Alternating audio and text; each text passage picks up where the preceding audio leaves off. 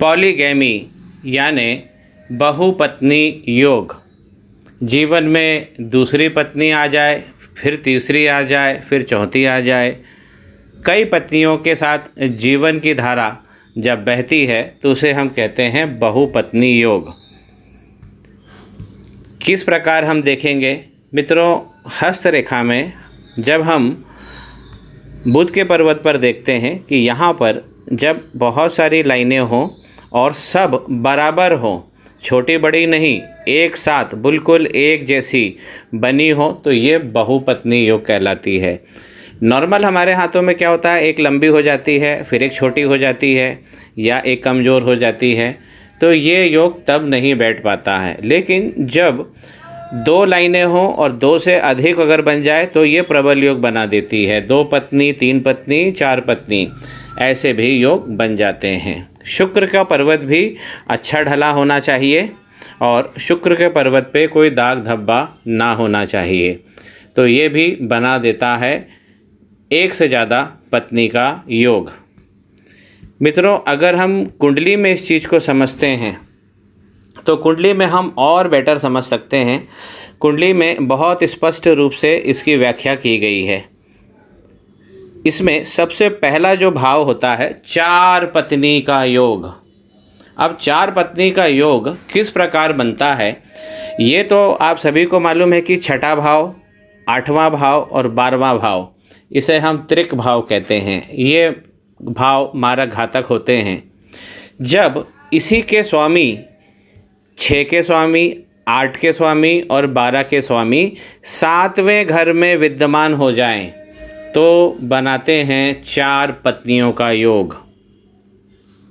और जो 7वें का मालिक है, जो इस घर का जो सप्तमेश है, वो किसी क्रूर ग्रह के साथ हो, गुरु के साथ हो या सूर्य के साथ में बैठा हो, कहीं भी लग्न कोई भी हो सकता है। तो इस योग को भी हमने बेटर समझ लिया।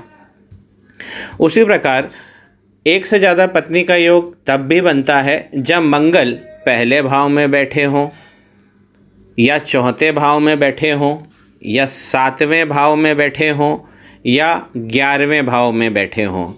इन समस्त भावों में 11वें को सबसे ज़्यादा तरजीह दी गई है। 11वें में अगर बैठेंगे तो निसंदेह ये बना देंगे बहुपत्नी योग। 11वें का तो रिज़ल्ट बहुत तगड़ा कहा गया है।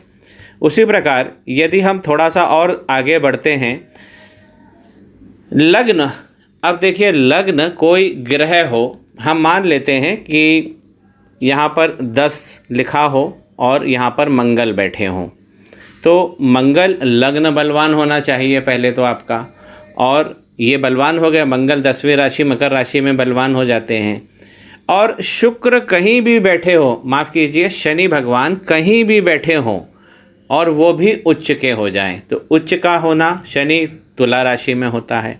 तो अगर हम ये 11 लिखते हैं, 12, 1, 2, 3, 4, 5, 6, अब शनि भगवान यहाँ पर बैठ जाएं और 7वां भाव, 7वीं राशि तुला राशि के साथ 10वें भाव में बैठ जाएं, तो कहने का यह है कि लग्न बलवान होना चाहिए और शनि भगवान कहीं भी उच्च के हो जाएं, तो ये बना देते हैं एक से ज़्यादा पत्नी का योग।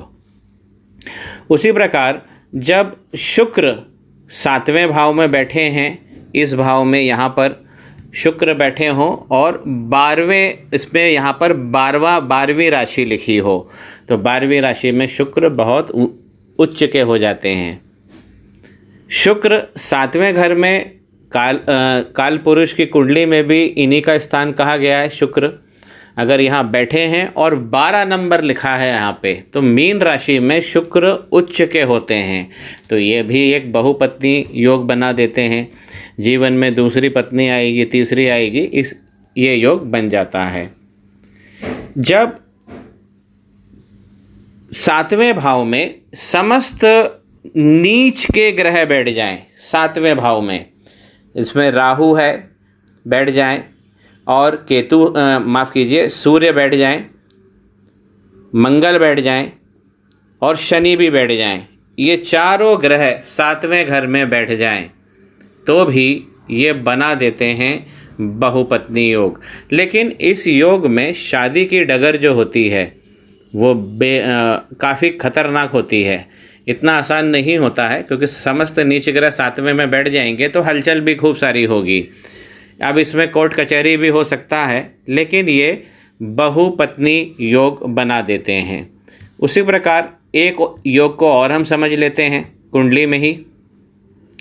शुक्र जब नीच के बैठे हों, छठी राशि में, कन्या राशि में शुक्र नीच के होते हैं और उन्हीं के साथ कोई नीच ग्रह भी बैठे जाए, जैसे हम कहीं भी लिख सकते हैं, हम लग्न में ले लेते हैं, तो अगर लग्न में यहाँ 10 लिखा हुआ है, अगर यहाँ पर 6 लिखा हुआ है और यहाँ पर शुक्र बैठे हैं वीनस, शुक्र बैठे हैं वीनस, तो ये हो गए नीच के।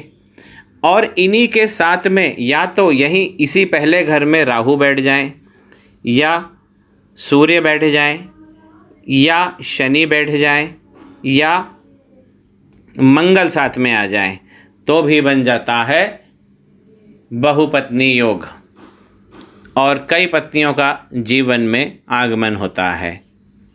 तो मित्रों, ये एक छोटा सा वीडियो मैंने बनाया है, इससे आपको जानकारी स्पष्ट हो गई होगी। हस्तरेखा में भी मैंने बताया, और हस्तरेखा में तो बहुत आसान है, और कुंडली में भी हम इस प्रकार इसे देख सकते हैं। जानकारी स्पष्ट हो, श्री गणेश करें। पाम ब्लॉग को सब्सक्राइब करिए।